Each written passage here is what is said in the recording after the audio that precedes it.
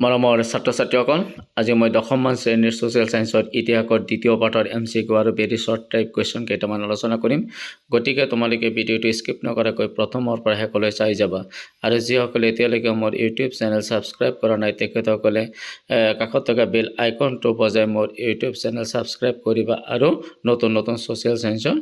ভিডিঅ'সমূহ চাই থাকিবা আজি প্ৰথম প্ৰশ্ন হৈছে প্ৰথম বিশ্বযুদ্ধ কিমান চনত সংঘটিত হৈছিল উত্তৰ 1914 চনত সংঘটিত হৈছিল ৰুছ বিপ্লৱ কিমান চনত সংঘটিত হৈছিল ইয়াৰ এনসাৰটো হৈছে 1917 চনত ৰুছ বিপ্লৱ সংঘটিত হৈছিল তৃতীয় প্ৰশ্ন মহাত্মা গান্ধী কিমান চনত দক্ষিণ আফ্ৰিকাত বৰ্ণবাদৰ বিৰুদ্ধে ভাৰতীয়সকলৰ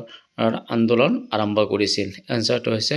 1893 চনত মহাত্মা গান্ধী আন্দোলন আৰম্ভ কৰিছিল মহাত্মা গান্ধীয়ে কিমান চনত দক্ষিণ আফ্ৰিকাৰ নাটাললৈ গৈছিল ইয়াৰ শুদ্ধ উত্তৰটো হ'ব 1893 চনত মহাত্মা গান্ধীয়ে দক্ষিণ আফ্ৰিকাৰ নাটাললৈ গৈছিল মহাত্মা গান্ধীৰ নেতৃত্বত নাটালত গঢ়ি উঠা ৰাজনৈতিক সংগঠনটোৰ নাম কি আছিল উত্তৰটো হ'ব নাটাল ইণ্ডিয়ান কংগ্ৰেছ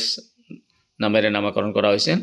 সত্যাগ্ৰহ শব্দটো মহাত্মা গান্ধীয়ে প্ৰথমতে ক'ত ব্যৱহাৰ কৰিছিল ইয়াৰ উত্তৰটো হ'ব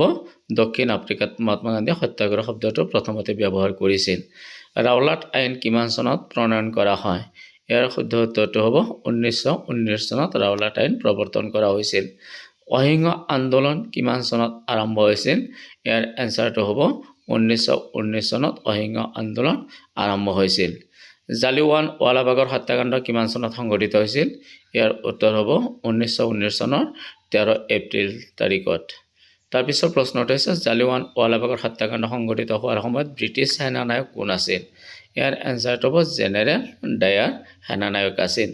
তাৰপিছত ব্ৰিটিছ চৰকাৰে প্ৰদান কৰা নাইট উপাধি কোনে পৰিত্যাগ কৰিছিল ইয়াৰ উত্তৰটো হ'ব ৰবীন্দ্ৰনাথ ঠাকুৰ